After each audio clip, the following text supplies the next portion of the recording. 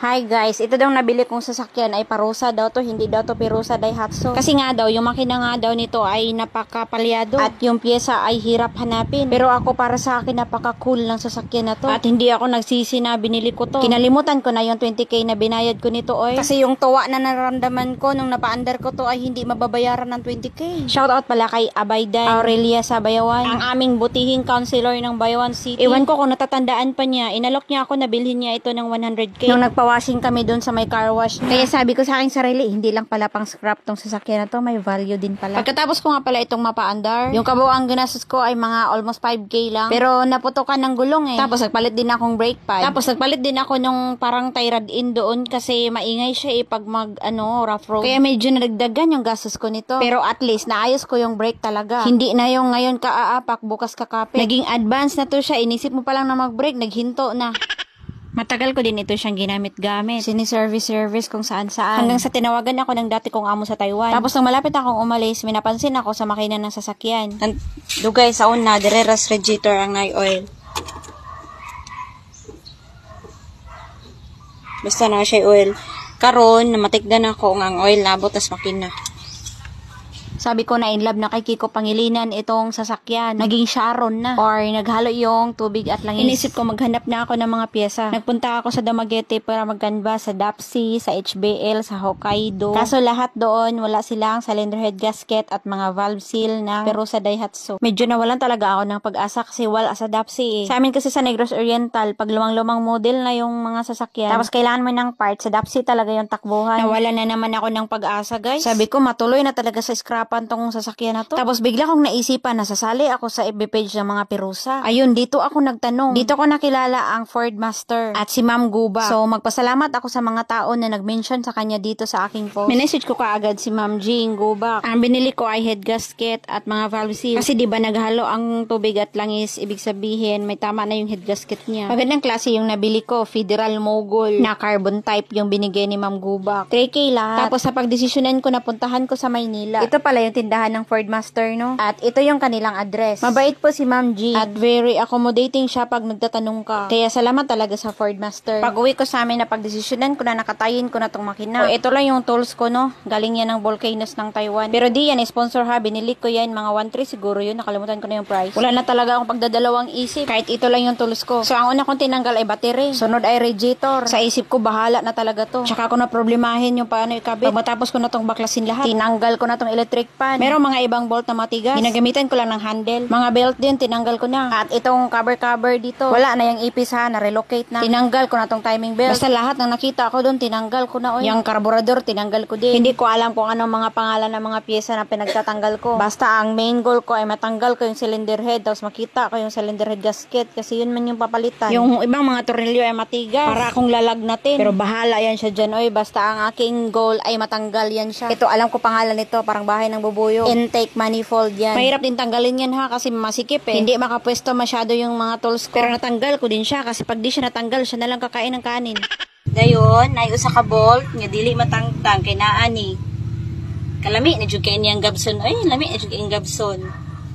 Okay, wala ko yung tools, manggod akong tools, kulang-kulang. No?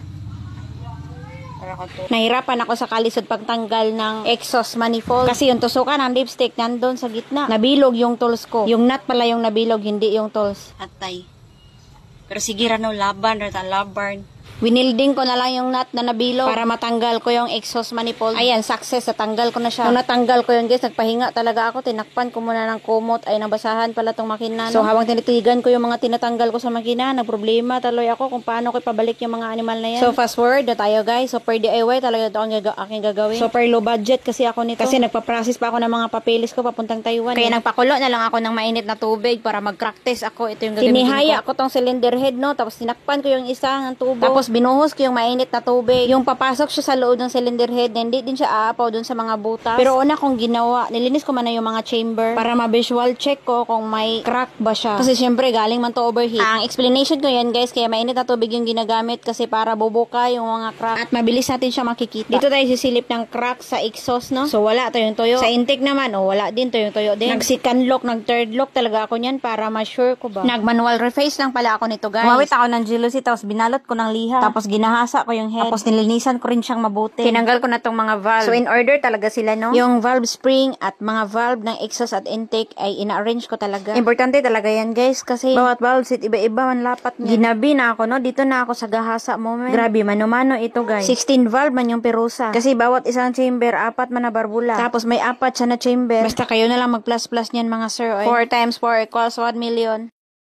Grabe, sumakit talaga ang aking spinal column nito, oy. Nakakangalay, wala kasi ako nung green-green nito, hindi pa ako nakabili nun. Kaya mano-mano, sumakit na yung mga spinal cord at batikolon ko nito, guys. Tsaka ako na-realize na baluktot pala yung ibang mga valve. Dito ko na-recall nung pagbili ko sa kanya. Diba nasira yung kanyang drive gear? Ibig sabihin na wala talaga siya sa timing, tapos nagsuntukan sila ng barbula at ng piston. Pero mahina lang siguro kasi hindi man masyadong baluktot itong ibang mga valve. Pero milagro pa rin, no? Or questionable pa rin, no? Kasi baluktot na yung valve. Ano yun, kakastart ko, nag-sitting lang siya ulit sa valve seat. Tapos hindi nag-leak. Kasi nung napa-under ko ito, bago naghalo ang tubig at langis, very stable ang kanyang minor. As in, maganda yung kanyang andar. How come, oy? How come? Pero bahala na yan, oy. Nag-emote talaga ako, guys. At napakanta na lang ako ng gusto ko lang bumitaw, bumitaw ang puso. literal na gusto ko nang bumitaw kasi 3-2 pala yung set ng valve. Nag-message agad ako kay Ma'am G sa Ford Master at pinadala niya agad sa LBC, no? Pinarush talaga namin to. Naku, paano na lang pag wala si Ma'am G? Doli, pakita pod ko dun sa pag-timing sa timing belt. Kuan loads ang sako ang akong unit ha kay Ferosa Daihatsu katong karaan. Kuan ni siya. Kani ang ako ang ginatiman ang pinaka importante nako kani siya dapat naman ni cover no valve ka sana kani dapat kani siya kani indicator nakatutok dire. Dayon ang iyahang kani niyahang distributor dapat dire man na itaod sa abang makina lahi ha kay ang ubang makina gear man to siya kani kay dili man gear inani man iya ha. Dayon sa dito ta sa block wala pa maguna ko mataod. Dapat naka top dead siya. Ang top dead niya kani klaro man kaay kay wala pa may head. Dire nani siya indicator dire. Lolisod ko ayo day. Kani siya dinani siya yung markings dire. Di matuyok. Basta na siya yung markings diya itutok nimo diya. Muna siya top dead niya. Pero kung bago ang imuhang timing ang kaning belt, kaning timing belt ani. Kung bago nimong palit, nindot siya kay naa na siya markadaan ba. Na siya markings, itunong ra nimo ang markings dito sa iyahang katong gear ba to tawag dili ko kabalo sa mga tawag sa mga parts. Kay ilalang ko sa nawog. Then naa na siya mga markings dire, itunong lang nimo siya. Then kani pud siya ang marking sa babaw nara o. Itunong lang pud siya kani na mas nindot siya og bago imuhang kuan. Go kay kung kuko. O bago ang imuhang belt. Muna siya. Ang importante lang man jud ani dulno kanang dili magsinumbagay ang piston ug ang kuan, ang barbula kay wa na. Dead on arrival na jud na imong sakyan na.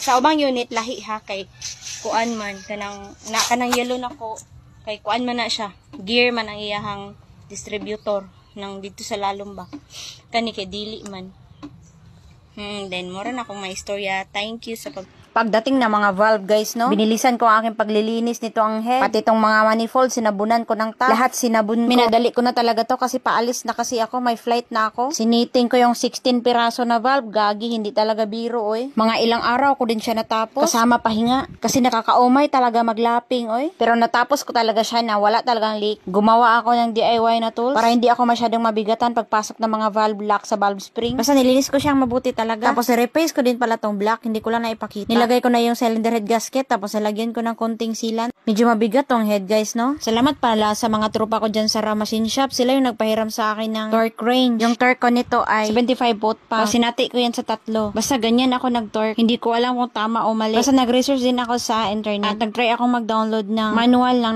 1989 Ferosa Daihatsu, which is itong car ko na to. Kaso hindi ako naka-download nun. Ginabi na pala ako dito at naabutan din ng ulan. Pero natapos ko nang higpitan yung mga stud bolt nun. Naubos talaga yung lakas ko nito Yung aking kapangyarihan, grabe. Nasa id talaga kasi mabigat kasi yun. Kinabukasan, dali-dali ko nang kinabit yung camshaft. So bago ko siya higpitan ng tuluyan, lagyan ko muna ng mga langis doon. Ang timing nito, yung tinuro ng araw, dapat tapat siya dyan sa markings dyan sa kanyang timing gear. Tapos ikabit ko na tong timing belt at yung kanyang tensioner. Ginabi na naman ako kaka-assemble nito. Hanggang sa natulog lang ako konti, tapos inumaga ulit. Naabutan pa ako ng ulan. Lahat ng pinagtatanggal ko dati ay binalik ko at nagdasal na lang ako na wala akong matirang tornilyo. Nilagay ko na yung langis, 3.5 liter. Nilagyan ko na lang langis yung makina kasi excited na akong mag-testing. Tapos itong aking catheter. Shinur ko na may gasolina talaga. Tapos nagsukat din pala ako ng valve clearance. Hindi ko na maipakita kung paano siya susukatin. At shoutout pala sa aking dalawang matitinding kaibigan, ito si Kim at si G. Mahihilig din yan sila sa mga sasakyan. Timing yan na magtitesting na ako at dumating sila. Madami pa akong pinagkakabit-kabit. Hindi kasi ako makastraight ng trabaho kasi pabugso-bugso yung ulan. Napakaputik na talaga, hindi na nga ako nagchinelas. So mag-moment of truth tayo.